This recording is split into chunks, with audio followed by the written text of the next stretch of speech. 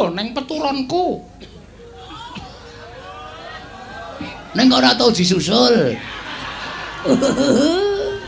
Takon, kowe milih abdi apa milih juragane? Kabeh.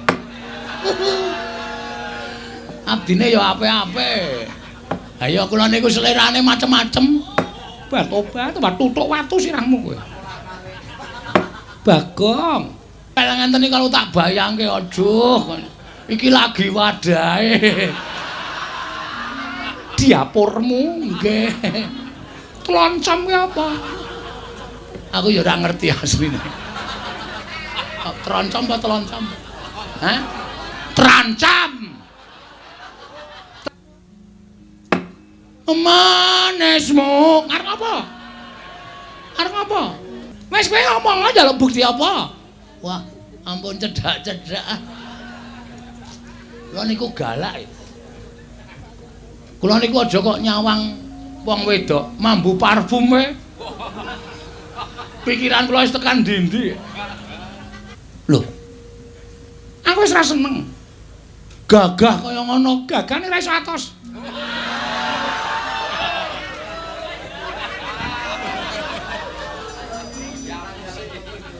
Oh. Dadi masalahe kuwi to. Aja dipateni, Mbah Tobat Lagi dinggo lebah. Dagelan kuno. Gugupe. Aku ki gugup tenan iki. Wah, jane iki nek ora tuku. ora tuku plikita. Pel kita. Ora bakal kuat aku. Tobat. Iki nang laler iki kowe. Kurang ajar kok an. Tobat. Sampun ngantos kula dipun encoki laler aja aku urung mencoke. Lalere wis mencok. Mong aku nek mencok suwe, inggih sakersa panjenengan. Heeh. Meske lho. Ih, gemes aku. Mangga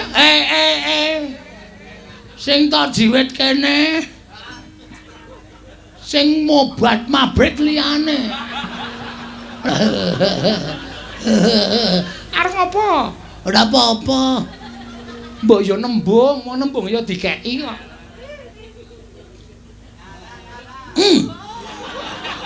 Ngopo? Ngopo pilek apa piye? Wah! Lho. Nglimping, kurang ajar. Ih, kowe aja ngono, bano tutukane dhewe.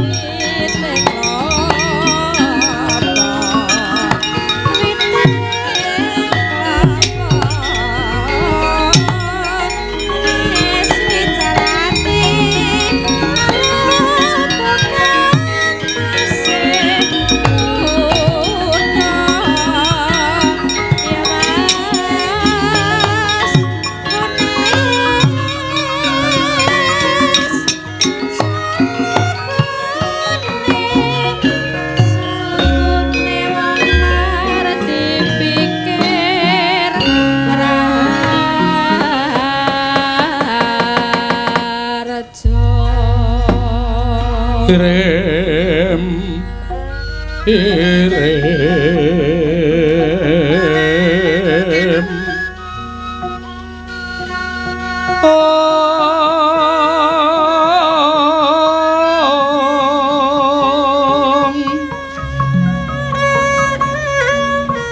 kembang popong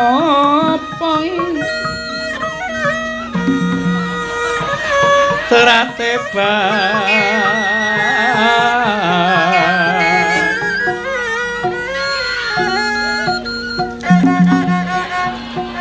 rayungan loma lengkung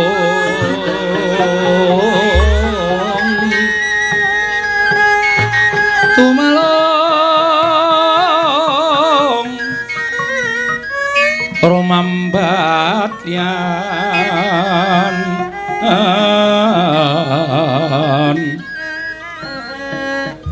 wes semukang mawor raras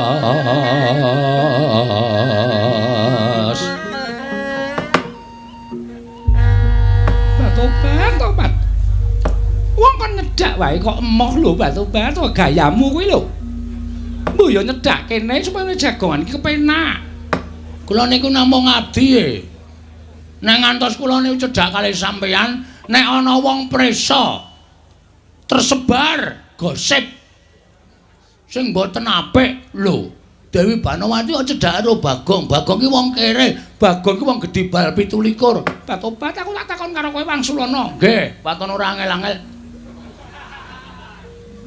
saiki aku tak takon karo kowe upama kowe ra wis sesasi nang kene nggih mangan yo nang kene turu yo nang peturonku neng ora tau disusul. Lah pengenmu disusul apa piye mbok yo engko tak susul engko. Wah, grahan aku iki apa ya kenugrahan apa ya? Kok tanpa kanyono kok ndek lelakon sing kaya ngene jan nyenengake tenan. Tobat. Saiki aku tak takon karo kowe Wangsulana. Heeh, nggih. Kowe nang Taman Sari ngene iki seneng apa ora? Seneng. Seneng sebabe apa? Siji, cedhak kalih sampean, iso ngladeni sampean minangka kula dados batur Panakawan. Angka loro, abdi. Taman Ngastina niku ya apik-apik.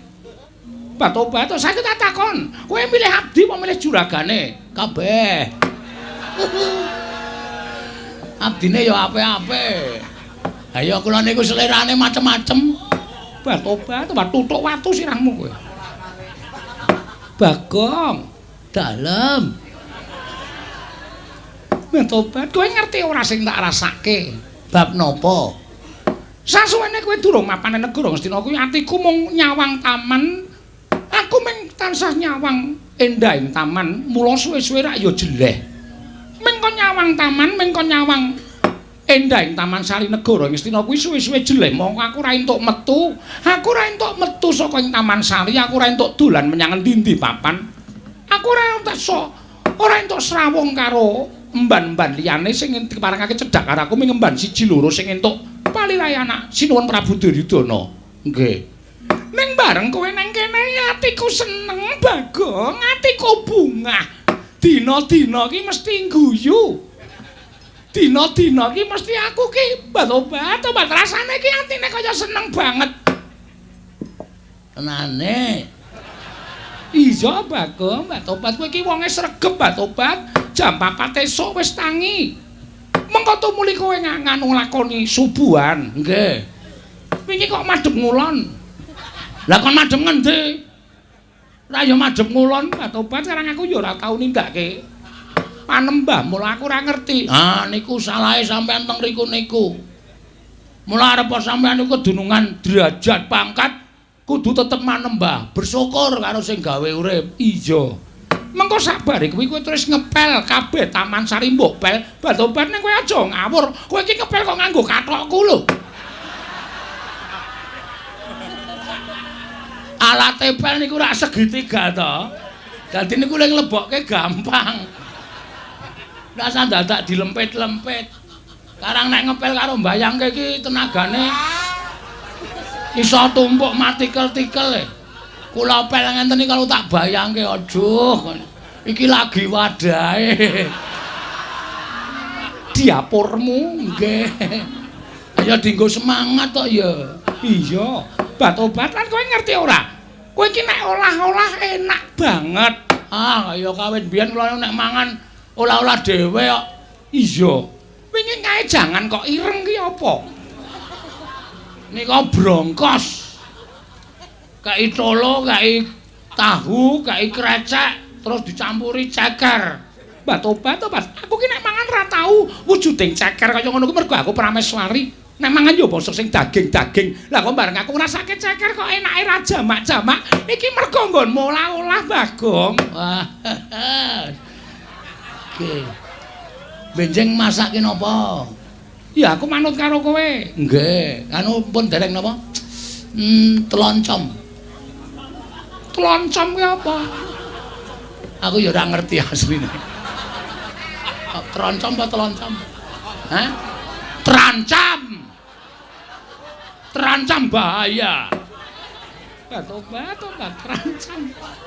Iya, nggih. Lah monggo kowe iki ya demen resik-resik, mbok taman mbok sapu nganti resike ora jamak-jamak. Blumbanging iwak tengah taman kae mbok kuras. Tobat saiki katon bening, katon disawang ya apik. Bagong kowe tak kandhani ya. Nek aku bloko kowe kira-kira piye? Bloko bab napa? Aku bloko karo kowe. Jroning atiku bungah kuwi jebul rasa bungah kuwi iso nukulake rasa seneng. Maklutsu kuwale maksud lu jroning bungah kuwi nukulake rasa seneng, jroning seneng kuwi nukulake rasa tresna. Ampun macem-macem ah. Kula niku mung batur sampean kok ngrembug perkara tresna niku salah tempat. Sampeyan niku nek kali kula wajibe ngrembug perkara pegawean, ora perkara tresna. Mengke ndak dilokke kula niku cecak nguntal cagak cebol gayo wulan putung ngitung lintang. Wong pungguk merindukan bulan. Niku mboten ajeng kelakon. Sing kandha sapa? Ning donya iki ora ana sing ora bakal kelakon nek kabeh dilakoni nganggo tekad. Monggo aku nyatane yo ketukulan rasa tresna karo kowe. Tresna kuwi ruping jiwa sing luhur. Tresna kuwi ruping jiwa sing suci. Tresna ki paringane sing gawe urip, tresna kuwi ora iso ditolak, tresna kuwi ora iso dibalak, tresna isane mung dirasake, tresna kuwi ora pilih derajat pangkat. Naden aku tresnani wong loro saudon telu saurupan.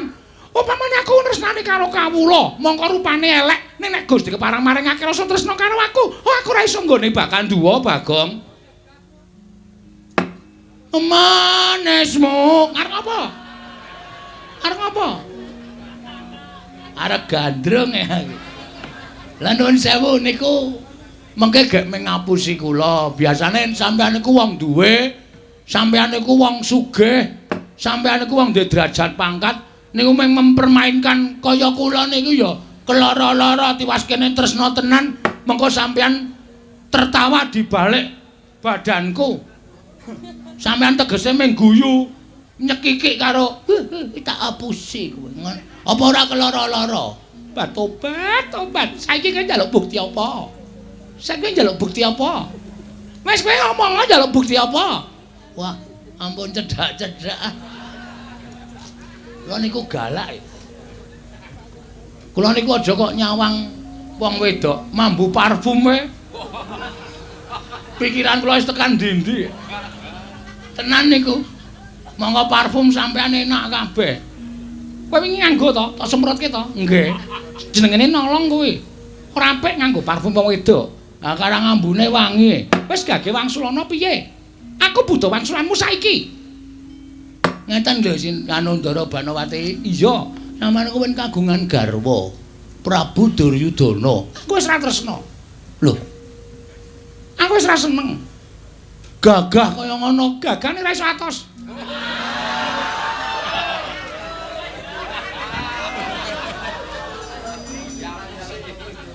Oh. Dadi masalahe kuwi to. Mula kula mlebu patenggane sampeyan kalih Prabu Duryudana kok teng pundi-pundi teng Slebar. Ana kipas angin jempalik barang. Niku sampeyan nek kagol niku nendhangi napa-napa lho. Ora sembodo. Aku ora tresno. Wah, ha iki. Ha terus sampean serius ngendika kaya ngoten niku? Iya tenan. Yakin? Tenan Bagong. Wah, bojo kula Manut sakarepmu. kula patenane sik nggih. Aja dipateni, Mbah Tobat. Lagi dinggo lebah. Dagelan kuno.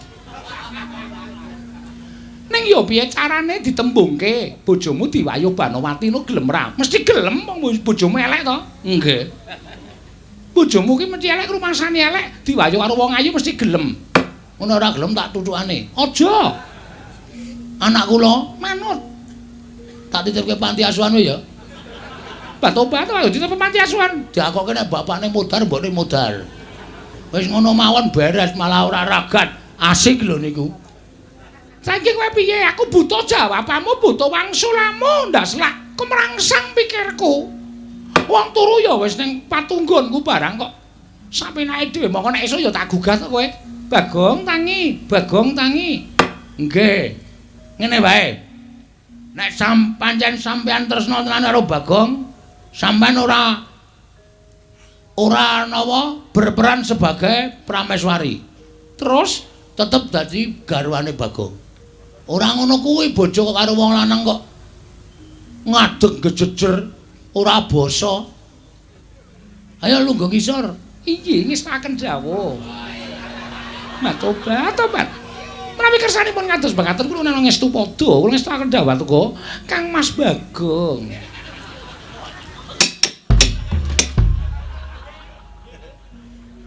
Wah. Iki aku ngimpi apa ya iki? Ande bojo ayu ngene iki malah kisruh aku. Wis asli. Banowati Dalem wonten dawuh Kakang Mas. Wah, jan kowe tresna tenan karo aku, Diamond. Diajeng. Heeh, diajeng. Aku anu gugup Aku ki gugup tenan iki. Wah, jan iki nek ora tuku. Ora tuku pli kita. Bel kita. Ora bakal kuat aku. Tobat. Banowati Wonten dawuh. Kowe tresna tenan karo aku. Inggih saestu. Upama aku lara, Kula tansah nderek sakit. Kula badhe nyakiti dhateng awak kula piyambak. upama aku darah tinggi, Kula badhe nedha iwak kambing sak kata-kataipun. sepatus kula nggih nderek darah tinggi. Upama aku asam lambung, Kula badhe nedha kecut-kecutan saoke-oke men aku ya asam lambung. kowe biar nek ngono tresna tenan karo kowe ya. Nek aku maem donat,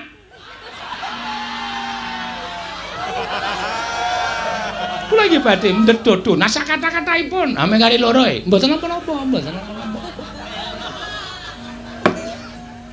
Nek ngono kowe tresna tenan karo. Nek aku mati, ha saiki iki tekan nggon pati. Nek aku apa jenenge? Basane apa? Sirpong, Sirna. Sirna marga mlayu. Marga layu, kula nggih badhe pados margi ning pejah. Nek perlu kula ajeng lalu. Wah, tenan wi. Inggih. Ha saiki umpama kowe dhaup karo aku. Inggih. Umpama meteng umpamane lho iki. Inggih. Sesuk nek anak-anak arep dijenengi sapa wis? Ayo.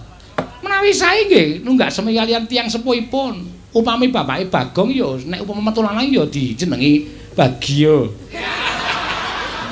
Mah Bagio ki wonge gedhe ning pekok.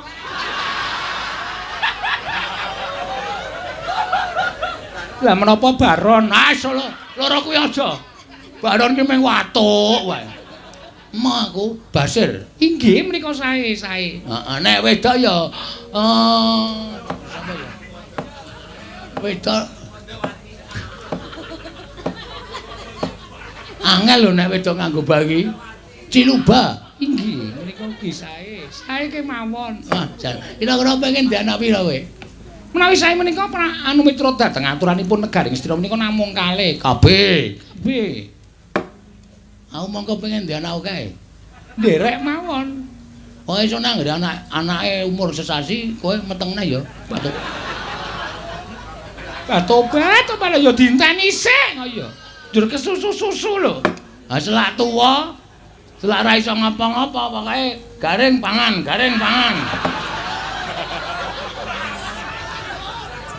Tobat. Sago ora? Sagah.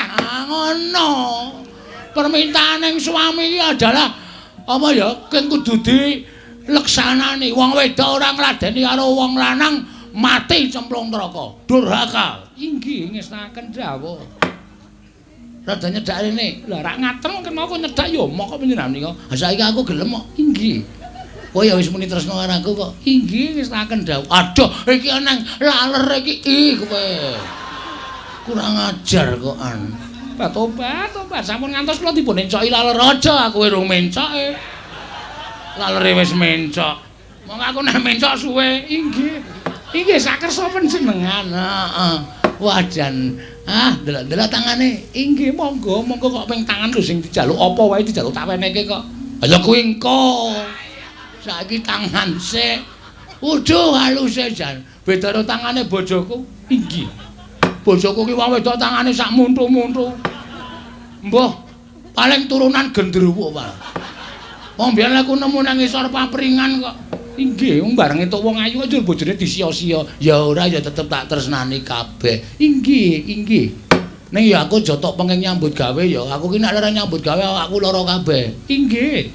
Ning napa ya wangun garwane Debanawati kok umbah-umbah ngangsu barang kuwi gaweanku. Ora kena tok pengeng. Inggih. Nek umbah-umbah ki ya umbah-umbah.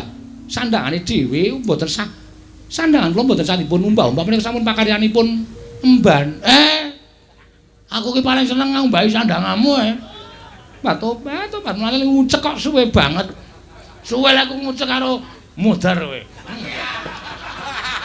Wong sandangan kok didunekke mudhar, mbayangke. Tobat senengane kok kaya ngono. Ya. Iki apa jenenge? Abdi ngendi? Abdi Ngastina iki eneng sing lucu ora? Wonten. Jenenge sapa? Limbo kalih Cangik. Mimin kalih Apri. Oh, banci mbogem kuwi. Inggih. Rumiyin sakmenika sampun mboten. Ya ditonton yo nang anu arena pertunjukan. Inggih. Ngastina menika gadah arena pertunjukan. Heeh. Iya mangkat rono. Inggih ngestaken dawuh. Edan kowe iki saka mburi ya apik. Saka ngarep ya apik. Wah, dan sampurna mu. Menapa? Sempurna maksudnya ngene lho. Sawang saka mburi ya apik, ngarep ya apik. Wah, wis pokoke aku saka ndi-ndi gelem. Saka mburi ya gelem, ngarep ya gelem. Iki ngestaken dawuh Tobat panjenengan iki ora bagus ning ya gemeske lho. Ih, gemes aku. Mangke Sing ta jiwit kene. Sing mobat mabrik liyane. Ora iso jiwit sanggon-gon. Pundi sing mobat-mobat nggon apa? Ora takon sing pernah-pernah. Ora kurang ajar. Tobat Mang. Iki kowe. Tobat lek bengok iki kok keri lho. Iki. Kowe ketoke bunga banget. Inci banget. Arep ngopo? Ora apa-apa. Mbok yo nembung, mau nembung yo dikeki kok.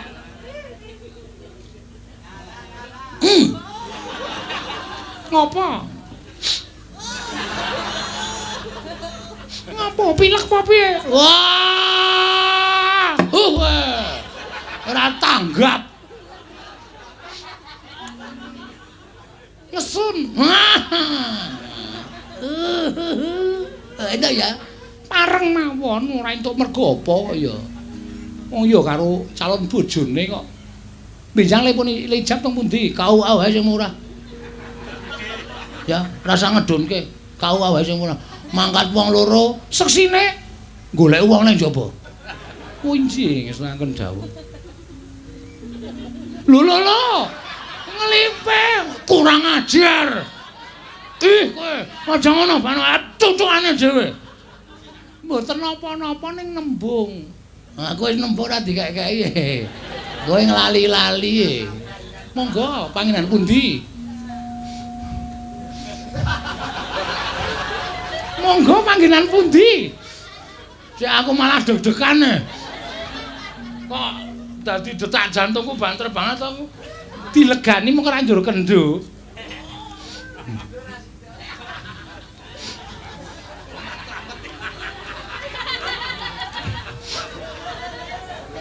Aduh.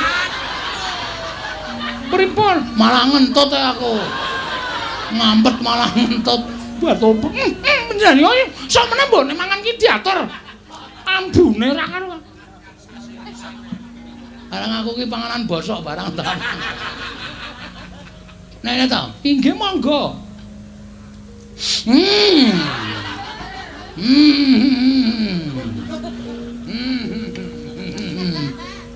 Kok malah lunga lho. Kok malah tindakan ngepuk-puk ingon-ingon. Ndak kurang ajar. Sareh mawon. Tenang mawon. Mengko bakal tekan kono. Dendang. Ya tindakan aja inggih.